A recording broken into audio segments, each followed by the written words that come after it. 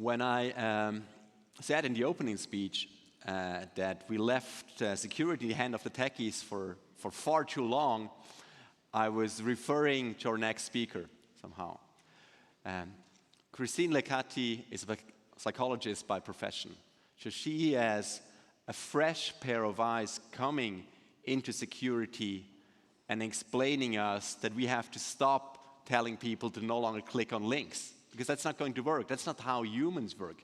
That's not an advice that people will adhere to. It's not going to work because we tell them to stop doing their job. That's not working. We need a bit more sophisticated advice for them. We need to work with them, and we need somebody who understands their environment and human psychology. And Christine was one of the first speeches we recruited here, and she was like the perfect find, because I wanted to have somebody who has the social engineering experience with the interesting high-level stories, the ones we read in the news about. And she has experienced them herself. She's giving advice to C-level suite, and she's going to share her experience and her advice with us today. Please welcome Christina Lekati.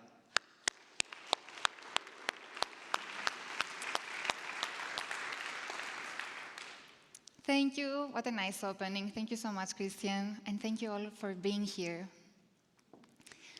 So, what happens when one of the key people in your organization, the one you depend on, what happens when a threat actor targets them outside your security environment, outside your corporate environment?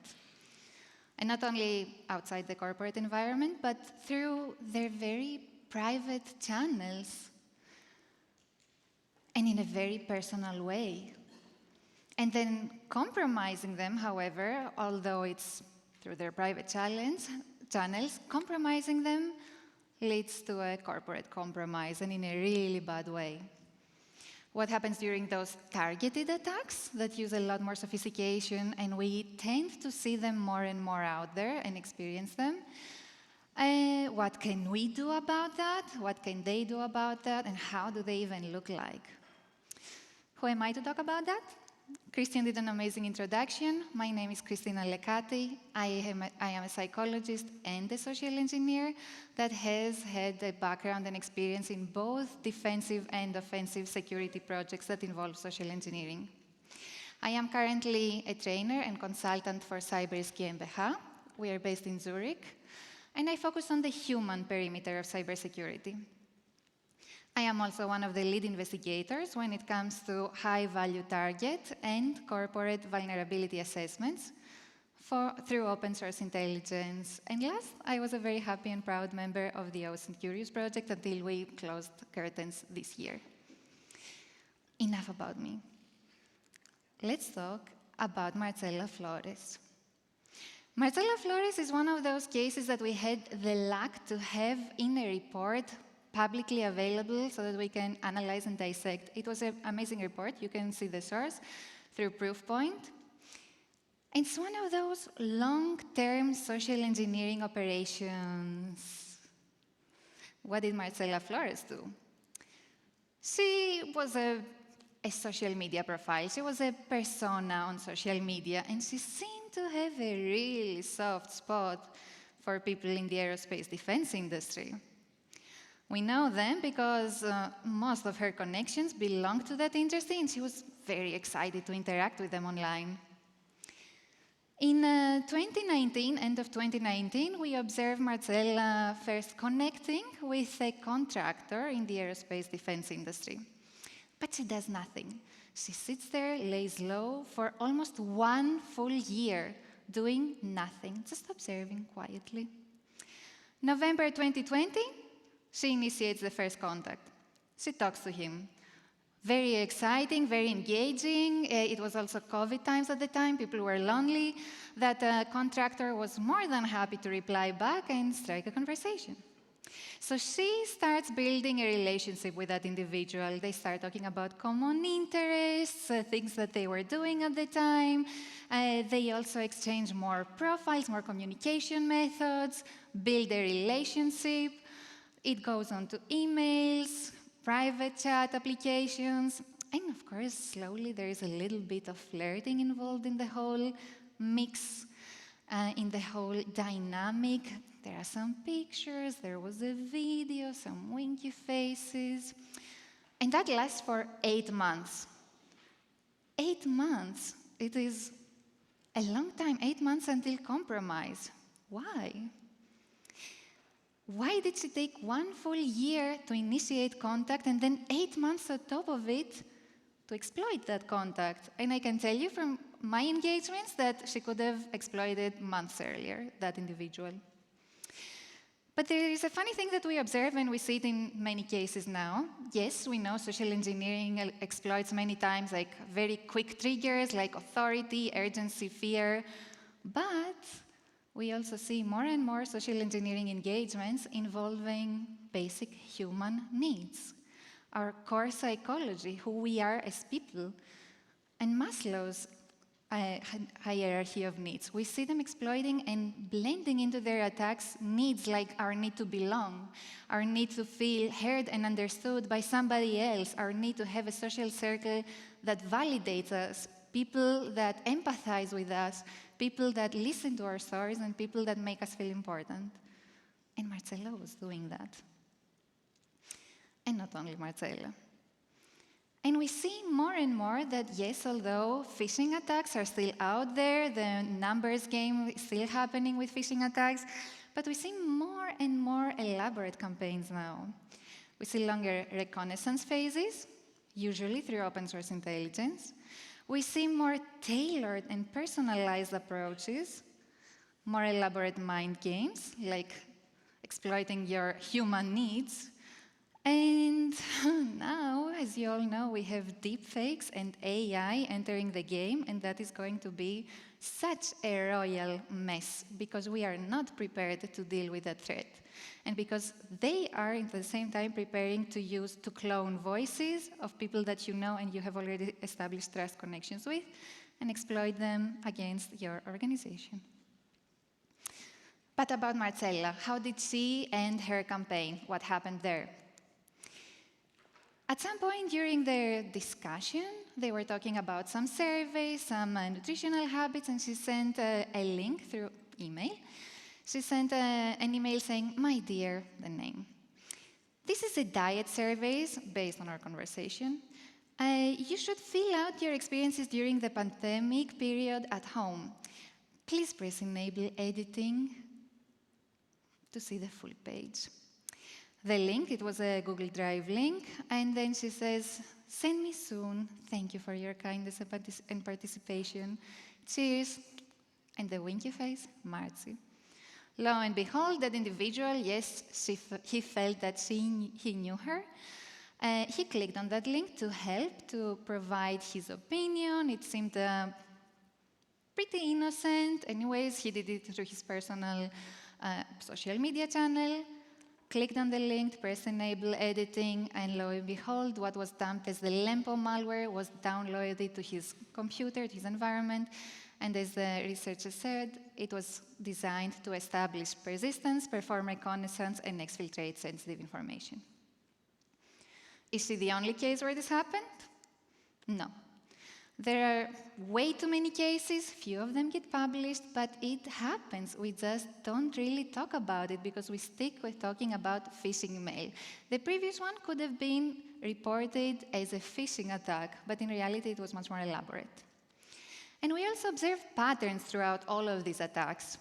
We see that there are usually specific targets that the threat actor will target.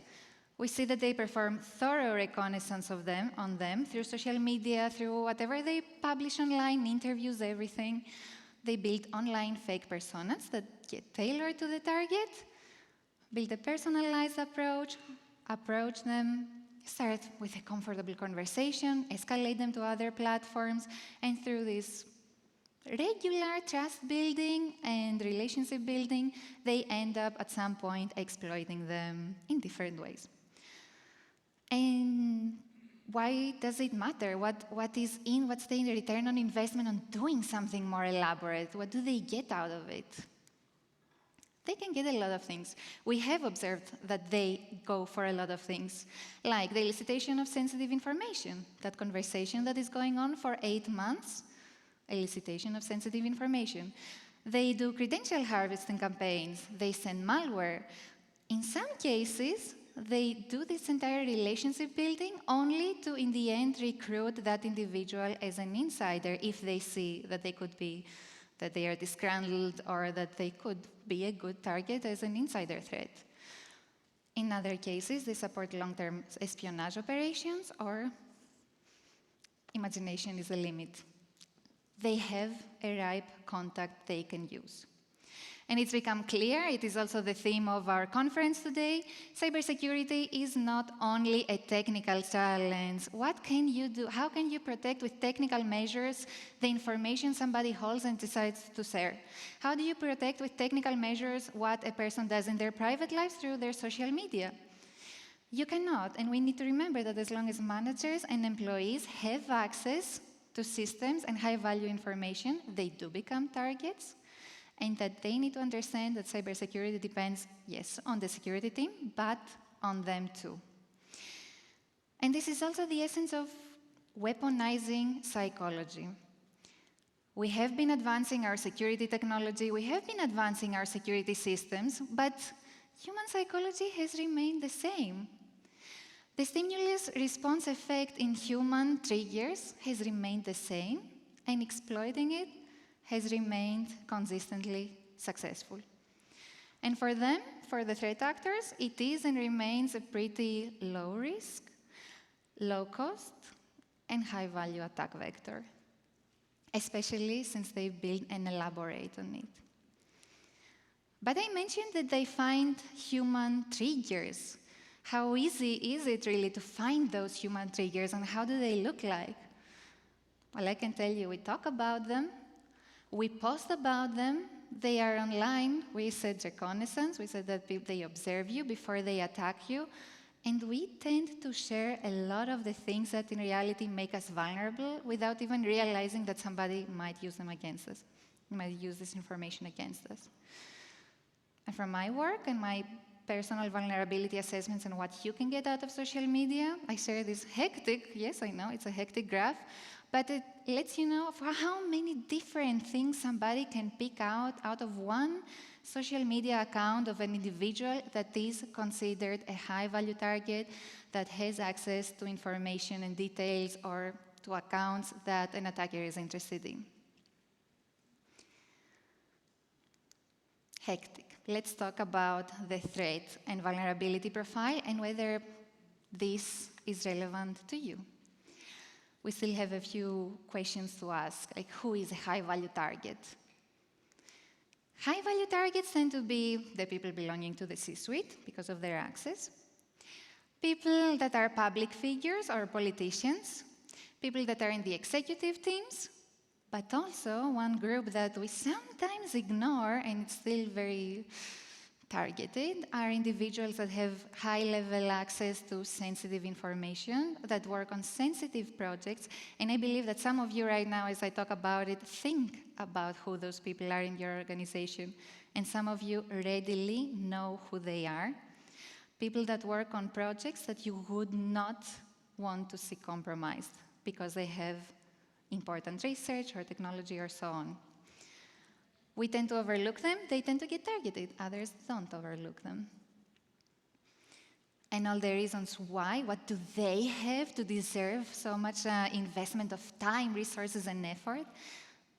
Sensitive documents, they have the privileged accounts, the C-suite and the executives have authority within the organization, which means compromising them and stealing their identity can, in return, compromise other individuals later on. They could be valuable insiders, and they have a lot of knowledge of insider information and sensitive information. And speaking about sensitive information, it does have a very high value. Yes, we usually think about accounts and documents that are online, but don't forget that company strategies, company like PI, these are things that like the developers can have in their heads, the scientists have in their heads, their technology that they use and everything they know. How do you protect that? The US Department of Defense defines sensitive information and the unauthorized disclosure. They say that unauthorized disclosure is the communication, verbally or in a written form, or physical transfer of classified information or controlled unclassified information to an unauthorized recipient. And they make clear that this can happen in an either intentional or unintentional way. And only last Thursday, so last week, this is very fresh news, we had the head of MI5, Mr. McCallum, saying that they have been suspecting a lot of sensitive information leaking out through an espionage campaign where agents were approaching people of their specific people over professional networking sites like LinkedIn in order to try to cultivate them to provide sensitive information on technology, on research, on things that could be valuable to this espionage campaign, usually technology and research. And he made a remark that I found it to be very on point. He said, if you are working today in the cutting edge of technology, then geopolitics is interested in you, even if you are not interested in geopolitics. And guess which other country is at the cutting edge of technology? According to the Global Innovation Index, it's Switzerland. So yes, the UK has a lot to protect. Switzerland has even more to protect. And quite frankly, not only the UK has issued these warnings, and this is not something new, this has been happening for a long time. It keeps happening. Germany issued statements warning for the same thing. Other countries around the globe have been issuing statements for the same thing. But in the end, it's one thing to know about it and another thing to know what to do about it and how to deal with it and how to recognize it. And again, it's not only about espionage campaigns. We also see cyber threat actors using the exact same methodology. We just don't talk about it so often. As it was reported by a German, the BFV, they reported again the similar type of attacks where Charming Kitten, a threat actor, state-sponsored threat actor, used online identities tailored to the victim. The attackers first researched the preferences and interests of their targets before they initiated contact, like Marcela Flores did. In a second step, the personal contact takes place, they start discussing, they start building a relationship, there are false promises, and eventually they tell them to act in ways, push the boundary a little bit so that they can act in ways that are critical to security. And guess what? It really works. It's not only Charming Kitten, it's not only espionage campaigns. We have multiple threat actors using that methodology to initiate, to get a foothold into the organization. Some of them are reported, but many more, hundreds of other cases are never being reported. We don't have the kill chain, we don't have details. We just get to enter the environment, get to the root of the cause of a breach, and see and eventually identify how the whole kill chain elaborated through this personal contact. And like we said, the attackers are usually state-sponsored threat actors, cybercriminal organizations, competitors sometimes that want to sabotage us or want to know things about our plans in the company, hacktivists or hacktivist groups less often. But the bottom line of this is, if you are working in the critical infrastructure, if your organization belongs to the critical infrastructure, if you develop a highly valuable research or technology, if you're one of those key innovators in your industry, or if you already know that your organization is being targeted by advanced persistent threats, this is an attack vector that you should worry about and you should think about, or at least consider. Scary. There are things we can do. Christian was adamant about talking about solutions. We are definitely going to do that. We don't want anybody to live with nightmares from this room. There are things we can do. And it starts with the vulnerability profile. Some of you know who your high-value targets are and what would happen if they get compromised. How can you assess their level of vulnerability? The way we usually approach it is through those 5 steps. We assess the criticality of their position in their organization, their degree of importance, their privileges. Are they like a single point of compromise for certain projects or things that are happening in the company? Yes, no. And if they are they recognizable? I know that in Switzerland, most of the times the executives and the C-suite and some key individuals have to have a public image and are on their website. In more secret projects, the people that work on them are not shown anywhere. So the recognizability factor then would be relatively out, unless they disclose everything on LinkedIn. But yeah, as a second point, we assess whether they are recognizable and easy to identify by a threat actor. And if they are they accessible? Could somebody engage with them online? Could they approach them and engage in a conversation or through social media and escalate the target to building a relationship and getting them to pushing the boundaries just a little bit and disclosing more and more? Or taking risky behaviors for security? And if all these 3 things are accurate, are they vulnerable? Do they have a lot of information? Do they have a lot of exposure out there? What is their profiling accuracy? And is there a threat actor that would have the determination to get to the bottom of it and figure out how to compromise that individual and approach them? And again, if this is a person critical to the organization, recognizable, accessible, with known vulnerabilities, at the end of the whole thing, like when it comes to the very end of the story where somebody approaches your high-value target or you and asks for that risky behavior or asks strange questions, is that individual able to identify that this is not okay? Why are you asking me this? Are they able to say, no, I'm not going to do that for you, sorry. No, I'm not going to disclose that. No, thank you for the link you provided, but I'll send you one back through my own account, if they want a Zoom call, for example. So what is the target's level of knowledge and sophistication against these attacks? But see, this last step is extremely valuable. It's a little bit more complicated. How do we defend against this threat? Macro and micro, on a high level. It still matters a lot to reinforce a security mindset within your organization. Later on in the day, Rafael will talk about security champions. I think we should attend this talk. Having a security mindset is the alpha and the omega in reinforcing security behaviors and understanding what the threat is like. And you can also utilize group dynamics and group influence and start from your C-suite, because other people will imitate what their executives and managers will do. After that, good quality training that actively engages employees, that is interesting to them, that they attend and learn from, is also important. And believe me, this training does not go to waste. It keeps building up in people's minds, and it sticks with them eventually, as long as it's good.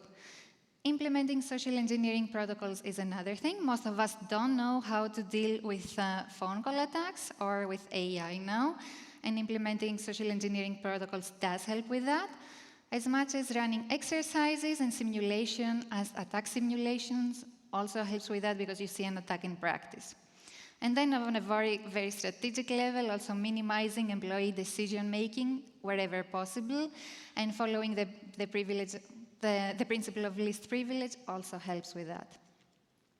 Doing it a more specific approach to the high-value targets. Well, if you have individuals that you're particularly worried about, I say yes. It helps to offer something specific to them and to their needs, like tailored training for them and their assistants, because if they don't get compromised, their assistants might get compromised, and they usually have the same level of access.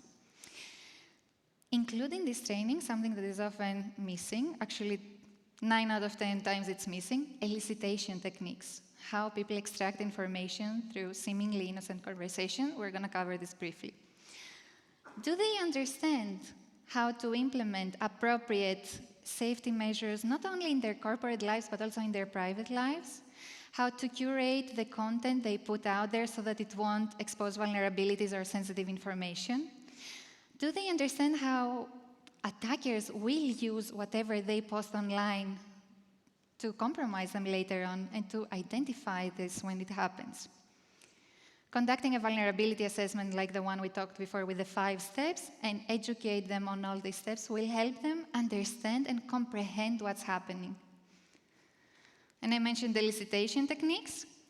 Elicitation is an effort in which a seemingly innocent everyday conversation is blending in more risky specific questions so that it can extract sensitive information about individuals, their work, and their colleagues.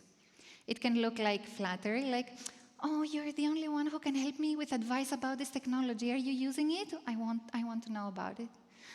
Or it can look like, oh, terrible day at work. You can tell me, what happened? Your manager? I know, I've had horrible experiences as well. The Defense Counterintelligence and Security Agency has put out guidelines against these attacks. 3 main elements to remember. Simply, know what information should not be shared, be suspicious of people who seek that information, and do not tell people any information they are not authorized to know. Do your executives know about these threats? Have you ever looked into their risk profile? Do they have the knowledge and skill necessary to recognize these attacks? And if you're thinking, oh, this is all too advanced, our executives and employees are still falling for the plain phishing emails, you're into big trouble. You really have to start doing something about it, because phishing emails was what was happening years ago. Things are advancing. We're not going backwards. It will only get worse. But there are things you can do. People might say, oh, I thought that something was off, but I didn't know how to respond to it. Oh, it did not even cross my mind that I could be a target. Oh, I could verify that request with my manager, but they wouldn't appreciate it. And these are all signs that you are lacking a security mindset in your organization, and that people are not aware of how to deal with threats and what to do about them. But the good news is, training does not go to waste. People do develop new neural pathways, and in the end, the goal of having good training is to develop new triggers that when these attacks happen, that alert people automatically to understand that this is suspicious, and I have heard about it, I've learned about it, I know what to do about this is how I can respond to it. That's what good training does. And if you don't have that in your organization, change something about the way you go in informing your people. Last things, where does your responsibility end? Your responsibility ends at the end of the hand of that person. Like, you cannot force their hand, you cannot control their private lives. All you need to know is that, all you need to do is to make sure that they know what the threat is, how to identify them, how to respond to them. And then it's on them. So you can still not force anybody to do things that they are not allowed to do. This is a really big topic. If you want to know more about how to deflect elicitation techniques or include it in your training, there is this amazing paper that I have the link under there from the Defense Counterintelligence and Security Agency, and an article I wrote on the social engineering kill chain. And if you have questions, you can find me around anytime throughout the whole day and ask me whatever you want. Thank you.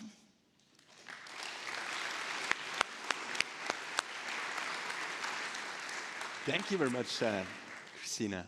I think we have time for one question from the audience. We have a mic coming your way. And where is the question? Don't be shy. Oh, there is a question. Cornelia, please. Yes, hello. Thank you so much. Great talk.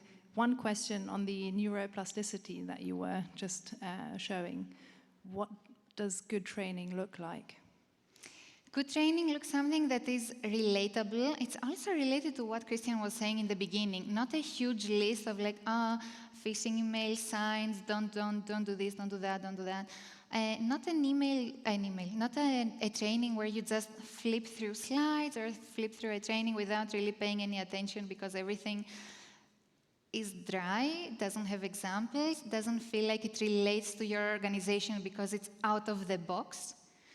But instead, a training that is tailored to the needs of your industry, tailored to something that reflects those employees' everyday life, to the threats they would likely get to have, and not like the whole range of threats that could not relate to them either. And it's also engaging, something with which they can interact, they can participate in, they can ask questions, and not something that's just passive. You sit back and you watch and you just go through during coffee breaks so that you can get it out of your head. And like one little add-on, if you get to have tailored training that involves findings from an open source intelligence report on vulnerabilities you have found in your organization, like, hey, your emails are public because of this or that, and so on, it helps people connect with the material presented. Thank Wonderful. Thank you very much, Christina. Thank you too. The best part. That's where you came from. Thank you. Wonderful. Thank you, everyone. Thanks very much.